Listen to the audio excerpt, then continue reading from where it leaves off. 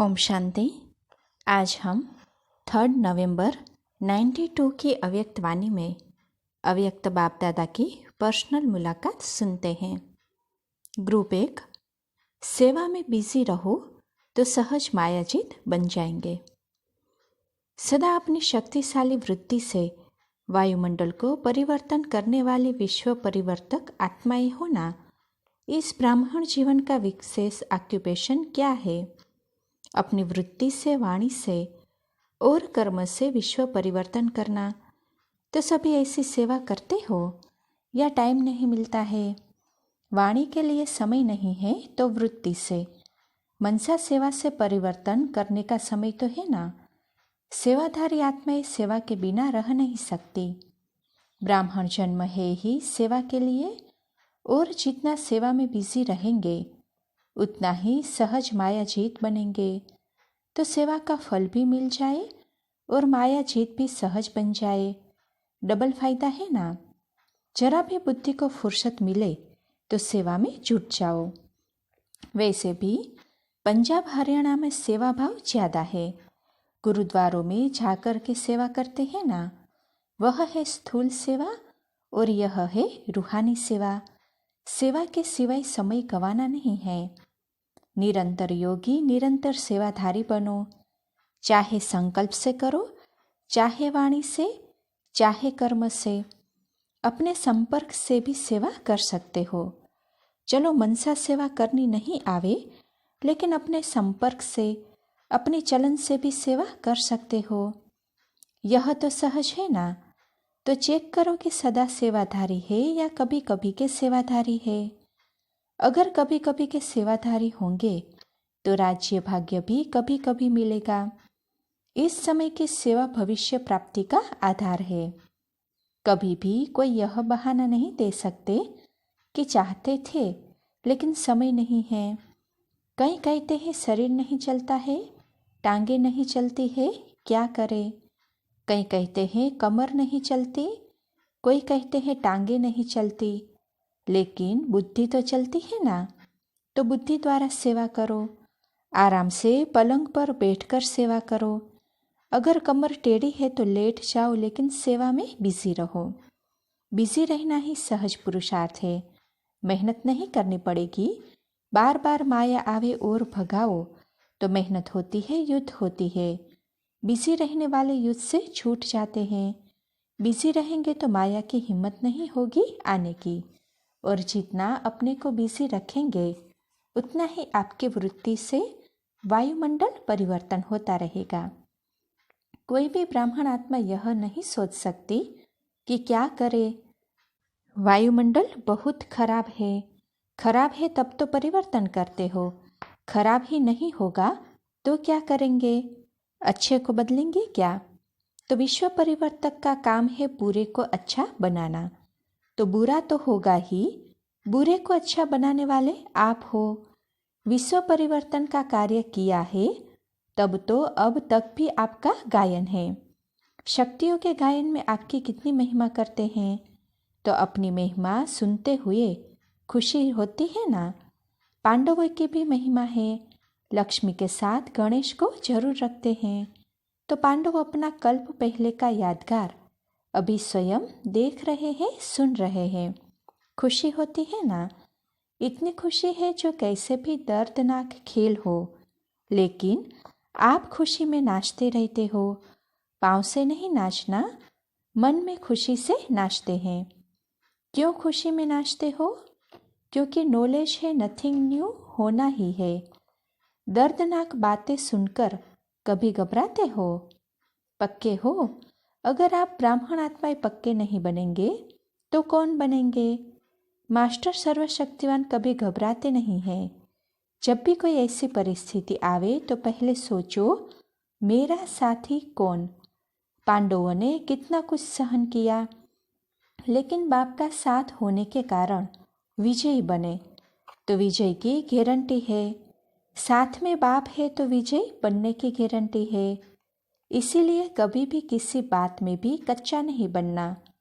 दुनिया घबराए और आप खुशी में, मौज में घबराने वालों को भी शक्ति दो। सदा सामने मौत को देखते हुए बाप ही याद आता है ना, तो और ही याद में रहने का वातावरण मिला हुआ है।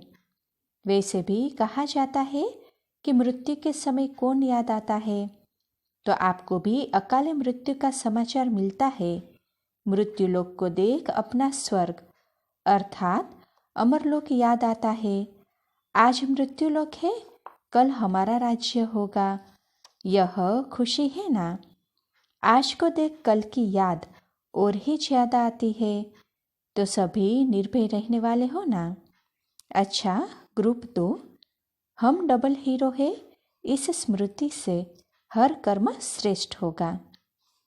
सभी अपने को इस ड्रामा के अंदर पार्ट बजाने वाली श्रेष्ठ पाठधारी आत्माएं अनुभव करते हो।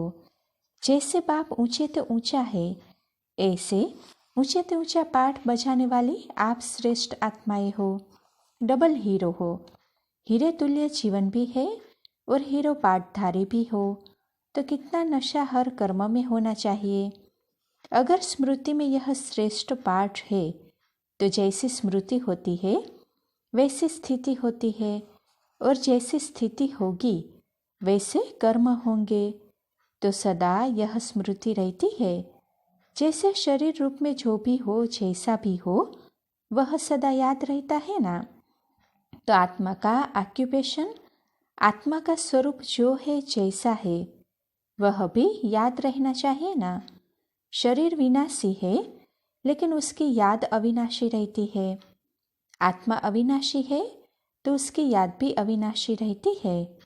जैसे यह आदत पड़ गई है कि मैं शरीर हूँ, है उल्टा रोंग है, लेकिन आदत तो पक्की हो गई ना, तो भूलने चाहते भी नहीं भूलता। वैसे यथार्थ अपना स्वरूप भी ऐसे पक्का होना चाहिए। शरीर का ऑक्यूपेशन स्वप्न में भी याद रहता है। कोई क्लर्क है, कोई वकील है, बिजनेस करने वाला है, तो भूलता नहीं। तो यह ब्राह्मण जीवन का ऑक्यूपेशन कि मैं हीरो पाठधारी हूँ, यह पक्का होना चाहिए और नेचुरल होना चाहिए। तो चेक करो कि ऐसे नेचुरल जीवन है। जो नेचुरल जीवन होती है वह सदा होती है, और जो अननेचुरल होती है वह कभी कभी होती है। तो यह स्मृति सदा रहनी चाहिए कि हम डबल हीरो है। इस नशे में नुकसान नहीं है, दूसरे नशे में नुकसान है। यह हद का नशा नहीं है, बेहद का रूहानी नशा है। उस नशे में भी सब बातें स्वतः ही भूल जाती है, भूलनी नहीं पड़ती है। यह रूहानी नशा जब होता है तो हद की बातें भूल जाती है, भूलने की मेहनत नहीं करनी पड़ती। जब यह स्मृति रहती है कि मैं हीरो पाठधारी आत्मा हूँ, तो स्वतः ही हर कर्म श्रेष्ठ होता है। हर कर्म में सभी को अनुभव होगा कि यह कोई विशेष आत्मा है, साधारण नहीं। ऐसे समझते हो, व जैसे सब है वैसे हम हैं। न्यारे लगते हो, चाहे कितने भी अज्ञानी हो, लेकिन अनेक अज्ञानियों के बीच आप ज्ञानी आत्मा प्यारी अनुभव हो। इसको कहा जाता है हीरो पाठधारी। ऐसे है, दूसरे भी अनुभव करे। ऐसे नहीं सिर्फ अपने को समझे, अंदर से समझे कि ये न्यारे है। न चाहते हुए भी सभी आपके आगे अपना सिर झुकाएंगे, अभिमान का सिर झुकेगा, परंतु इतनी पक्की अवस्था चाहिए। चेक करो और चेंज करो। हर कर्म में अपने को चेक करो कि न्यारी हूँ, प्यारी हूँ। डबल हीरो स्थिति का अनुभव बढ़ाते चलो। एक दो से आगे बढ़ना है और एक दो को आगे बढ़ाना है। ऐसे नहीं समझो कि दूसरा आगे जाएगा तो मैं पीछे हो जाऊंगा। नहीं, बढ़ाना ही बढ़ना है। ब्राह्मण जीवन अर्थात बढ़ना और बढ़ाना। ग्रुप नंबर 3, श्रेष्ठ भाग्य के स्मृति स्वरूप बनो तो दुख की लहर आ नहीं सकती। सदा अपने श्रेष्ठ भाग्य को देख भाग्य विधाता बाप स्वतः ही याद आता है ना। भाग्य विधाता और भाग्य दोनों याद रहते हैं ना। क्या क्या भाग्य मिला है, उसकी स्मृति सदा इमर्ज रूप में रहे। ऐसे नहीं कि अंदर में तो याद है, नहीं, बाहर दिखाई दे, क्योंकि सारे कल्प में ऐसा श्रेष्ठ भाग्य कभी भी मिल नहीं सकता। सतयुग के भाग्य और इस समय के भाग्य में क्या अंतर है? अभी का भाग्य श्रेष्ठ है ना, क्योंकि इस समय हीरे तुल्य हो और सतयुग में सोने तुल्य हो जाएंगे। तो सदा दिल में श्रेष्ठ भाग्य के गीत गाते रहते हो। ऑटोमेटिक बजता है या कभी बंद हो जाता है? सदा बजता है या कभी कभी खराब हो जाता है? क्योंकि अविनाशी प्राप्ति कराने वाला भाग्य विधाता है। जो भाग्य मिला है उसकी अगर लिस्ट निकालो तो कितनी लंबी लिस्ट हो जाएगी। लंबी लिस्ट है ना, इसीलिए कहा ही जाता है कितना मिला, क्या मिला। तो कहते हैं अप्राप्त कोई वस्तु नहीं रही। इससे सिद्ध है कि सब कुछ मिल गया। जो मिला है उसको संभालना आता है या कभी कभी कोई चोरी करके चला जाता है? माया चोरी करते तो नहीं जाती। माताओं को कभी थोड़ी सी भी दुख की लहर आती है तो उस समय अपना भाग्य भूल जाता है ना। स्मृति में लाते हो, इससे सिद्ध है कि विस्मृति हुई है। सदा स्मृति स्वरूप रहो। दुनिया वाले भाग्य के पीछे भटक रहे हैं और आपको घर बैठे भाग्य विधाता बाप ने भाग्य दे दिया। कितना बड़ा परिवर्तन आ गया। कभी भी अपने को इस श्रेष्ठ भाग्य से अलग नहीं करो। मेरा भाग्य है तो मेरा कभी भूलता है क्या? बाप का दिया हुआ खजाना अपना है ना। इतनी श्रेष्ठ भाग्यवान आत्माएं बनती हो जो अभी तक भी आपके भाग्य की महिमा कितनी करते रहते हैं। ये कीर्तन क्या है? आपके प्राप्त हुए भाग्य की महिमा है। तो जब भी कोई देवी देवताओं का कीर्तन सुनते हो तो क्या लगता है? समझते हो कि हमारी प्राप्तियों की महिमा कर रहे हैं। चैतन्य में अपने जड़ चित्र की महिमा सुन रहे हो। सबसे ज़्यादा खुशी किसको है? कोई को कम नहीं है। नंबरवार तो होंगे ना। सभी नंबर 1 हो। विघ्न जीत में नंबर 1 कौन है? कोई भी विघ्न आवे लेकिन उसको विनाश करने में नंबर 1 कौन है? कितना टाइम लगता है? 1 दिन लगाया व 1 घंटा लगाया? नंबर 1 अर्थात कोई भी विघ्न आने के पहले ही मालूम पड़ जाए। अच्छा, ग्रुप 4, विघ्न विनाशक बनने के लिए सर्व शक्तियों से संपन्न बनो। सभी अपने को बाप के हर कार्य में सदा साथी समझते हो। जो बाप का कार्य है वह हमारा कार्य है। बाप का कार्य है पुरानी सृष्टि को नया बनाना, सबको सुख शांति का अनुभव कराना। यही बाप का कार्य है। तो जो बाप का कार्य है वह बच्चों का कार्य है। तो अपने को सदा बाप के हर कार्य में साथी समझने से सहज ही बाप याद आता है। कार्य को याद करने से कार्यकर्ता की याद स्वतः ही आती है। इसी को ही कहा जाता है सहज याद।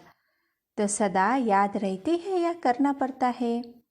जब कोई माया का विघ्न आता है तो फिर याद करना पड़ता है। वैसे देखो, आपका यादगार है विघ्न विनाशक। गणेश को क्या कहते हैं? विघ्न विनाशक। तो विघ्न विनाशक बन गए कि नहीं? विघ्न विनाशक अर्थात सारे विश्व के विघ्न विनाशक। अपने ही विघ्न विनाशक नहीं। अपने में ही लगे रहे तो विश्व का कब करेंगे? तो सारे विश्व के विघ्न विनाशक हो, इतना नशा है कि अपने ही विघ्न के भाग दौड़ में लगे रहते हो। विघ्न विनाशक वही बन सकता है जो सदा सर्व शक्तियों से संपन्न होगा। कोई भी विघ्न विनाश करने के लिए क्या आवश्यकता है? शक्तियों की ना। अगर कोई शक्ति नहीं होगी तो विघ्न विनाश नहीं कर सकते। इसलिए सदा स्मृति रखो कि बाप के सदा साथी है और विश्व के विघ्न विनाशक है। विघ्न विनाशक के आगे कोई भी विघ्न आ नहीं सकता। अगर अपने पास ही आता रहेगा तो दूसरे का क्या विनाश करेंगे? सर्वशक्तियों का खजाना है या थोड़ा थोड़ा है? कोई भी खजाना अगर कम होगा तो समय पर विजय प्राप्त नहीं कर सकेंगे। तो सदा अपना स्टॉक चेक करो कि सर्व खजाने हैं, सर्व शक्तियाँ हैं, क्योंकि बाप ने सभी को सर्व शक्तियाँ दी है, या किसी को कम दी, किसी को ज़्यादा दी है, सबको सर्व शक्तियाँ दी है ना। और अपने को कहलाते ही हो मास्टर सर्वशक्तिवान। तो सर्व शक्तियाँ मेरा वर्षा है, तो वर्षा कभी जा नहीं सकता। वर्षे का नशा रहता है ना। अगर किसी को बहुत बड़ा वर्षा मिल जाए तो कितना नशा, कितनी खुशी रहती है। आपको तो अविनाशी वर्षा मिला है, तो नशा भी अविनाशी होना चाहिए। तो सदा नशा रहता है। बालक अर्थात मालिक।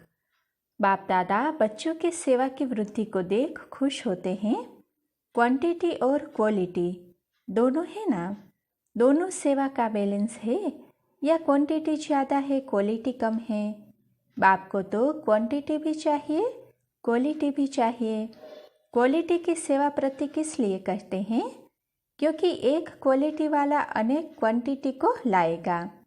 फिर भी बाप को प्रिय तो आजकल के हिसाब से साधारण आत्मा यही है। वैसे तो विशेष है, लेकिन आजकल के ज़माने के हिसाब से साधारण गिने जाते हैं। यही कमाल है जो साधारण आत्माएं अति श्रेष्ठ बन गई, जिन्हों के लिए कोई सोच भी नहीं सकता कि ये आत्माएं इतने वर्षे के अधिकारी बनेंगी। दुनिया सोचती रहती और आप बन गए। वो तो ढूंढते रहते किस वेश में आएंगे, कब आएंगे, और आप क्या कहते? पा लिया। तो पा लिया की खुशी है ना। सबसे बड़ा खजाना है ही खुशी। अगर खुशी है तो सब कुछ है, और खुशी नहीं तो कुछ भी नहीं। तो माताएं सदा खुश रहती हो, या कभी कभी मन में भी रोती हो? पांडव रोते हैं, आंखों से नहीं रोते, मन से रोते हो। उदास होते हो। कभी कभी धंधे धोरी में नुकसान हो जाए तो उदास होते हो ना। तो यह उदास होना भी मन का रोना है। उदास होगा तो हंसी नहीं आएगी, माना खुशी गायब हो गई ना। अभी उदास भी नहीं हो सकते, क्योंकि ये थोड़ा बहुत नुकसान होता भी है। तो अखुट प्राप्तियों के आगे यह क्या बड़ी बात है। जब प्राप्तियों को भूल जाते हैं तो उदास होते हैं। कुछ भी हो जाए, लेकिन कभी भी बाप का खजाना गंवाना नहीं। खुशी है बाप का खजाना, उसको छोड़ना नहीं। पहले भी सुनाया था ना कि शरीर चला जाए लेकिन खुशी नहीं जाए। इतना पक्का बनना ही ब्राह्मण जीवन है। समझा? उदासी को तलाक दे दो। तलाक देने वालों को साथ नहीं रखा जाता है। तलाक दे दिया तो खत्म हुआ। अच्छा, पीस पार्क में आयोजित शांति मेले में सेवा के निमित्त सेवाधारियों के प्रति। सेवा में तो अच्छी हिम्मत रखने वाले हैं। मेला अच्छा लगाया है। अनेक आत्माओं को सहज शांति का अनुभव कराना, यह कितना पुण्य का कार्य है। तो पुण्य आत्मा बन पुण्य की पूंजी सेवा द्वारा जमा कर रहे हैं। अच्छी प्यार से सेवा कर रहे हैं। यह सेवा भी खुशी को बढ़ाती है। तो पहले स्वयं को अनुभवी बनाते हैं, फिर दूसरे को अनुभव कराते हैं। भाग्य बनाने का गोल्डन चांस मिला है। अच्छा है, सहज साधन भी है और सिंपल भी है। अच्छा, गुजरात के यूथ निर्विघ्न है या थोड़ा थोड़ा विघ्न है? देखना, फादर करने से सदा निर्विघ्न रहेंगे। सी सिस्टर, सी ब्रदर करने से कोई न कोई हलचल होती है। तो सदा सी फादर। ब्रह्मा बाप ने क्या किया? अच्छा, माताएं तो नाचती रहती है, गरबा भी खूब करती है और खुशी में भी नाचती रहती है। गरबा करते हैं तो मिलन होता है ना एक दो से। जो भी डांस करते हैं तो एक दो से मिलते हैं ना। एक हाथ ऊपर करे, दूसरा नीचे करे तो अच्छा लगेगा। ऐसे संस्कार मिलाने का गरबा करना है। समझा?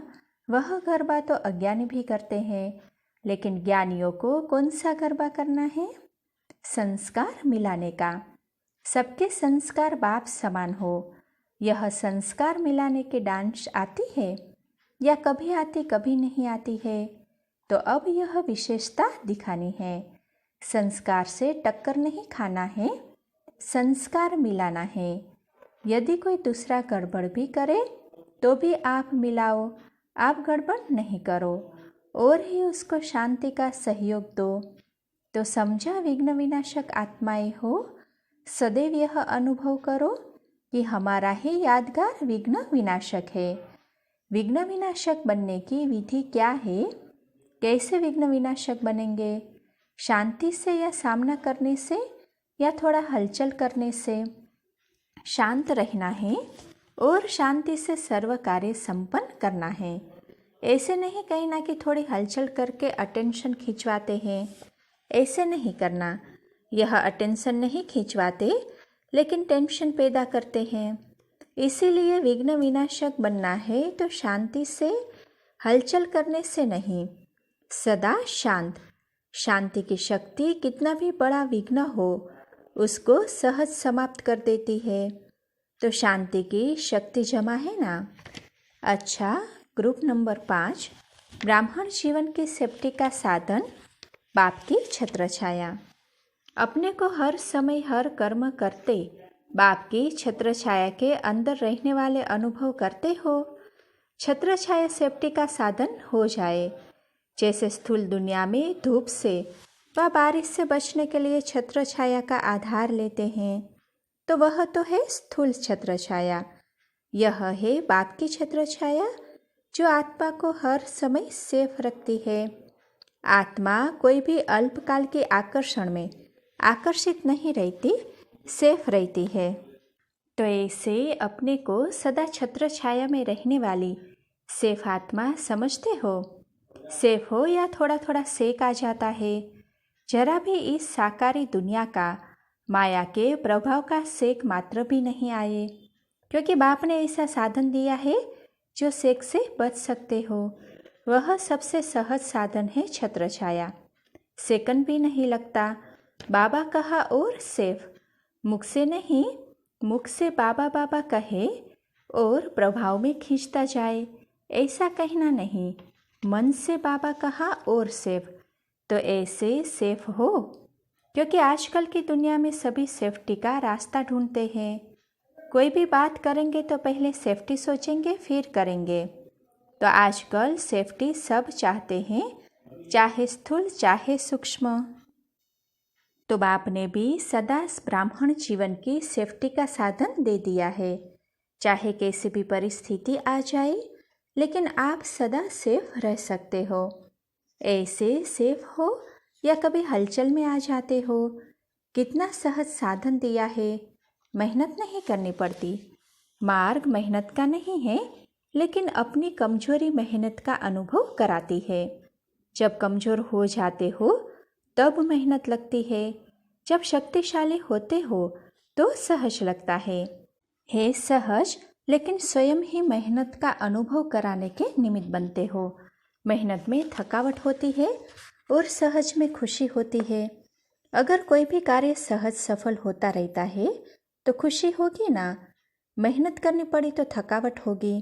तो खुशी अच्छी या थकावट अच्छी? बाप दादा सदैव बच्चों को यही कहते हैं कि आधा कल्प मेहनत की, अभी भी मेहनत नहीं करो, अभी मौज मनाओ। मौज के समय भी मेहनत करे तो मौज कब मनाएंगे? अभी नहीं तो कभी नहीं मनाएंगे। इसलिए सदा सहज अर्थात सदा मौज में रहने वाले। तो सदा छत्र छाया में रहते हो या बाहर निकलकर देखने में मज़ा आता है। कोई अच्छे स्थान पर बैठे भी होंगे, लेकिन आदत होती है देखने की, तो अच्छा स्थान छोड़कर भी देखते रहेंगे, बाहर चक्कर लगाते रहेंगे। ऐसी आदत तो नहीं है। छत्र छाया के अंदर रहने की मौज का अनुभव करो। यह क्या है, यह क्यों है, यह कैसा है, ये छत्र छाया के अंदर से निकल चक्कर लगाना है। यह छत्र छाया सदा श्रेष्ठ सेफ रहने की लकीर है। लकीर से बाहर जाने से शोक वाटिका मिलती है और लकीर के अंदर रहने से अशोक वाटिका। कोई शोक है क्या? कभी कभी दुख की लहर आती है। किसी भी बात में थोड़ा सा भी संकल्प में भी अगर दुख की लहर आई तो शोक वाटिका में है। संगम युग में बाप अशोक वाटिका में रहने का साधन बताते हैं और इस समय के अभ्यास से अनेक जन्म अशोक रहेंगे, शोक का नाम निशान भी नहीं होगा, तो सदा सेफ रहने वाली श्रेष्ठ आत्माएं हैं। यह अनुभव करते चलो। समर्थ बाप समर्थ बच्चे, तो छत्र छाया पसंद है ना। अच्छा, ग्रुप नंबर 6, परमात्मा प्यार के पात्र बनो तो सहज मायाजीत बन जाएंगे। सभी अपने को परमात्मा क्षमा के परवाने समझते हो। परवाने 2 प्रकार के होते हैं, एक है चक्र लगाने वाले और दूसरे है सेकंड में फिदा होने वाले। तो आप सभी कौन से परवाने हो? फिदा हो गए हो या होने वाले हो, या अभी थोड़ा सोच रहे हो? सोचना अर्थात चक्र लगाना। फिदा होने के बाद फिर चक्र नहीं काटना पड़ेगा। सभी हो गए। जब कोई अच्छी चीज़ मिल जाती है तो समझ में आता है कि इससे अच्छी चीज़ कोई है ही नहीं, तो सोचने की आवश्यकता नहीं होती। ऐसा ही सौदा किया है ना। बाप दादा को भी ऐसे निश्चय बुद्धि विजयी रत्नों को देख हर्ष होता है। ज़्यादा खुशी किसको होती है, बाप को या आपको?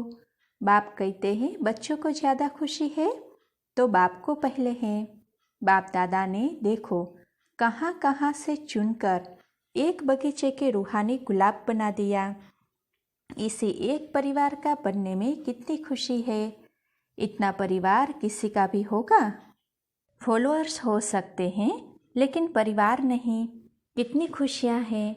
बाप की खुशी, अपने भाग्य की खुशी, परिवार की खुशी, खुशियाँ ही खुशियाँ है ना।